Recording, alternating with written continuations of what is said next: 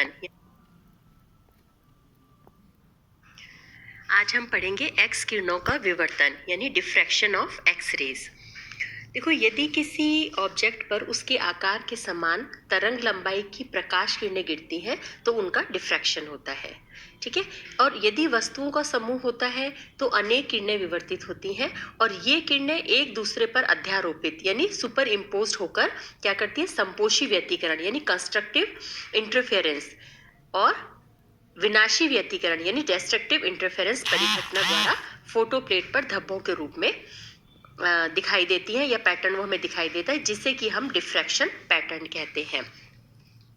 यानी जो डिफ्रैक्शन जो ये पैटर्न दिखाई देता है, यानी if the light rays are allowed to fall on an object equal to the size of the wavelength of the light rays, then the light rays undergo diffraction.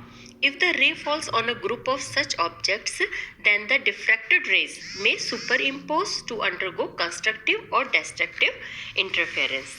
Clear?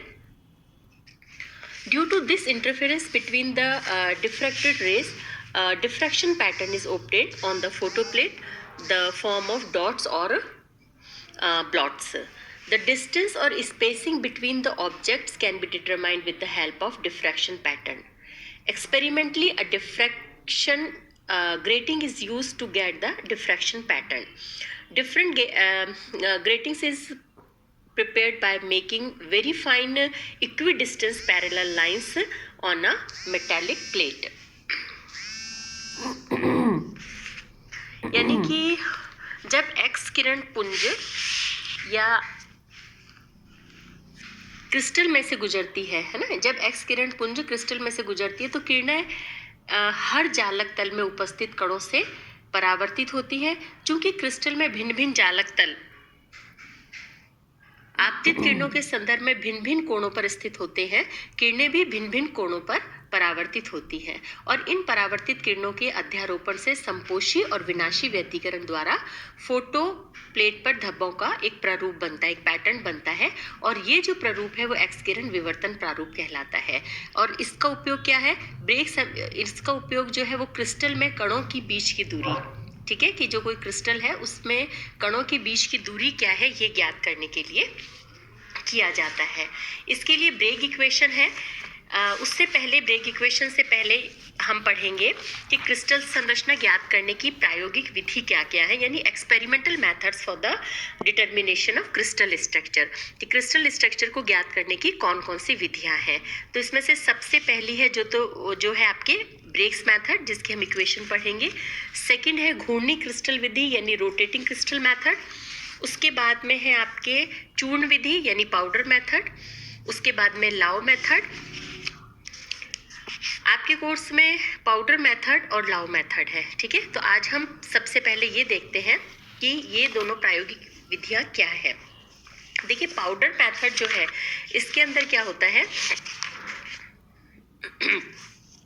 In rotating crystal powder method हो गया और ये rotating method हो गया, ठीक है। तो हमने सबसे पहले पढ़ेंगे, रोटेटिंग हमारे कोर्स में नहीं है, आपके में है पाउडर मेथड। तो जो रोटेटिंग मेथड होता है उसमें क्रिस्टल को पूर्ण विकसित एवं बड़ा आकार का होना जरूरी होता है ना, रोटेटिंग वाले में। लेकिन सभी पदार्थों के इस प्रकार के क्रिस्टल प्राप्त करना संभव नहीं है। तो चूर्ण मेथड के अंदर, पाउडर मेथड में हम क्या करते हैं कि जो क्रिस्टल होते हैं, ऐसे पदार्थों जो होते हैं उनको हम क्रिस्टल के रूप में लिया जाता है, ठीक है। अब देखो इसके अंदर कि जो चूर्ण, जो पाउडर है वो एक पतले कांच की केश नलिका में भर देते हैं हम। इस प्रकार केश नलिका में पदार्थ के छोटे छोटे क्रिस्टल सभी संभावित अभिविन्यासों में उपस्थित रहते हैं, ठीक है। छोटी केश नलिका में भर दिया। अब यदि एक्स किरणें इस केश नलिका पर हम जब डालते हैं तो उसके अंदर उपस्थित बहुत से क्रिस्टलों के तल जो है वो ऐसे कोणों पर अभिविन्यासित होंगे जो कि ब्रेग इक्वेशन को संतुष्ट करेंगे, ठीक है। माना कि जो आपतित कोण थीटा है तो परावर्तित किरण का आपतित किरण के साथ बनने वाला कोण 2 थीटा होगा, ठीक है। अब परावर्तित किरणें भी तलों के अनुरूप विभिन्न दिशाओं में अभिविन्यासित होती हैं और एक कोण के समान आकृति बनाते हुए फिल्म को प्रभावित करती हैं, ठीक है।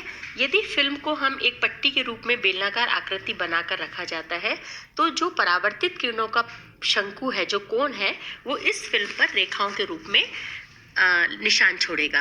अब हम क्या करेंगे, इस पट्टी को सीधा कर लेंगे और ये जो है हमें एक फोटोग्राफ मिल जाएगा जिसे हम पाउडर फोटोग्राफ कहते हैं।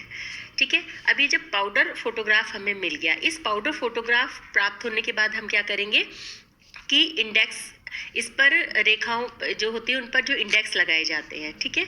तो इंडेक्स लगाने से क्या, जो केंद्रीय बिंदु के दोनों ओर की जो समान रेखाओं की दूरी है उसे हम नाप लेते हैं, जो हमने माना x के बराबर है। ठीक है।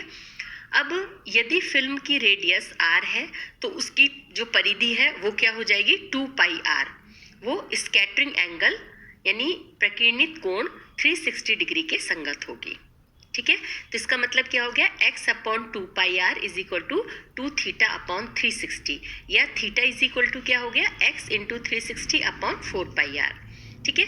ये समीकरण, इस समीकरण से हम थीटा का मान ज्ञात कर लेंगे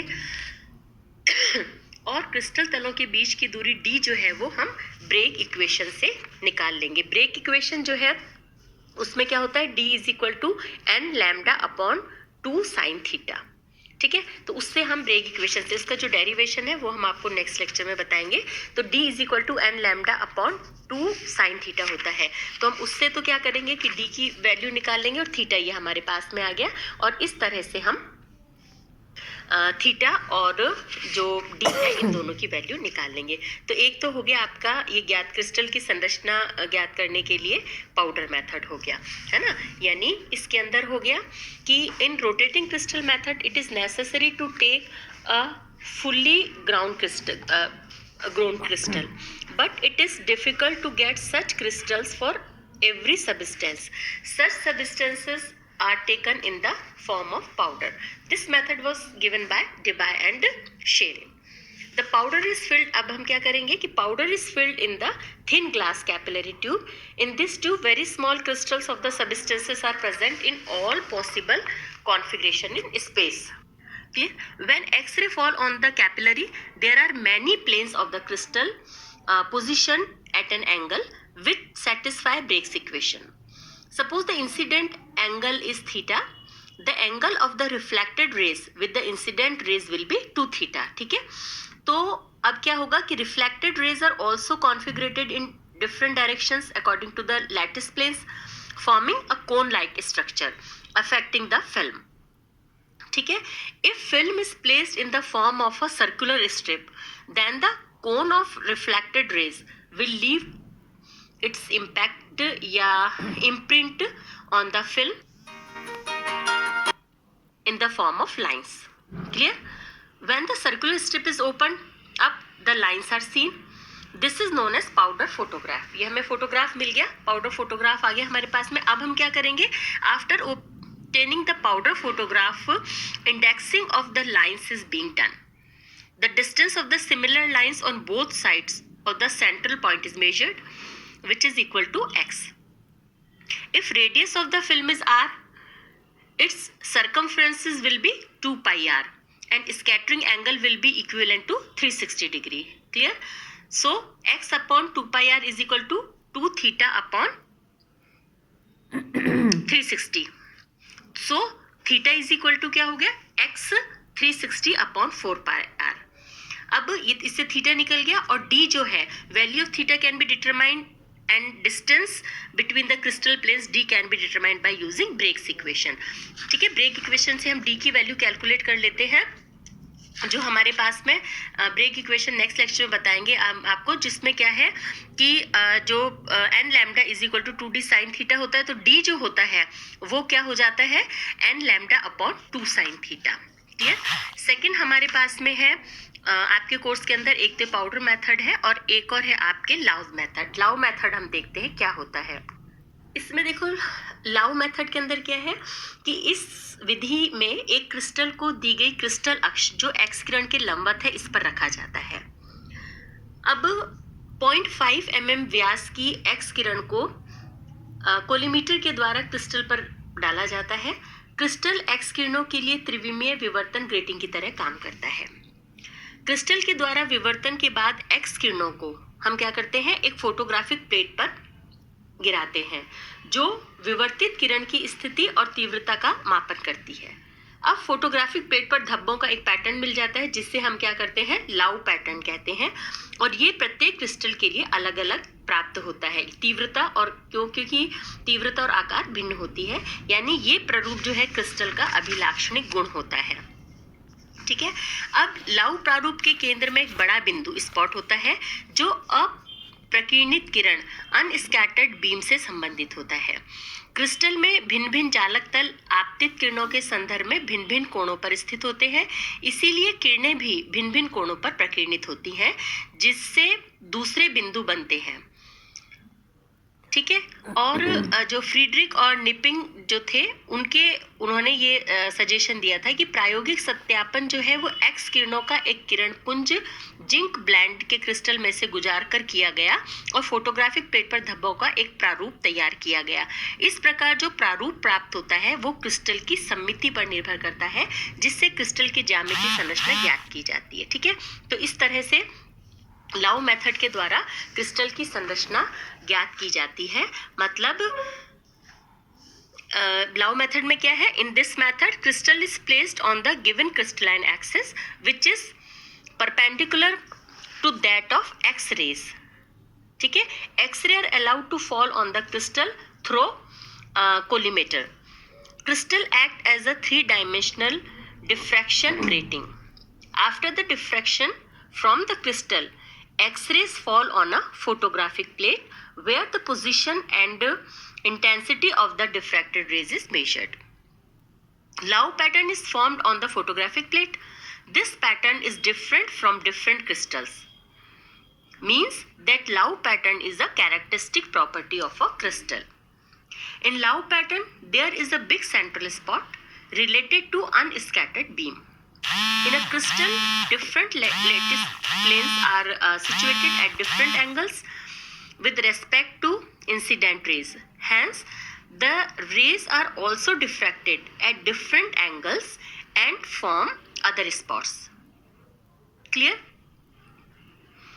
अब इसमें जैसे तो ये हो गए आपके लाउ मेथड और पाउडर मेथड। अब आपके इसमें जैसे ये न्यूमेरिकल दे रखा है, इसके अंदर है कि एक इससे जो बेस न्यूमेरिकल आता है कि the first order diffraction from a crystal is obtained at an angle of 27 degree if the wavelength of the incident X-ray is 2.29 to 10 to the power minus 8, then calculate the distance between lattice planes, है ना। यानी इसके अंदर आपको क्या दे रखा है कि एक क्रिस्टल से प्रथम कोटि का विवर्तन जो हो रहा है वो एंगल दे रखा है, अब उसकी वेवलेंथ दे रखी है और ये पूछा है कि जालक तलों का अंतराल ज्ञात करो। ठीक है, तो Bragg equation n lambda is equal to 2d sine theta लगाओगे। n इज इक्वल टू क्या है, प्रथम कोटि, n इज इक्वल टू 1 है, प्रथम कोटि की है, लैम्डा दे रखा है 2.29 into 10 to the power minus 8 और आपको थीटा दे रखा है। ठीक है, तो d इज इक्वल टू क्या हो गया आपके पास में, n lambda upon 2 sine theta. ये वैल्यू पुट करोगे और ये आपका आंसर आ जाएगा। ठीक है, अब हम देखेंगे नेक्स्ट लेक्चर में ब्रेग इक्वेशन और उसके बाद में आपके सोडियम क्लोराइड और एक और है आपके सीजियम क्लोराइड की संरचना। Okay, thank you.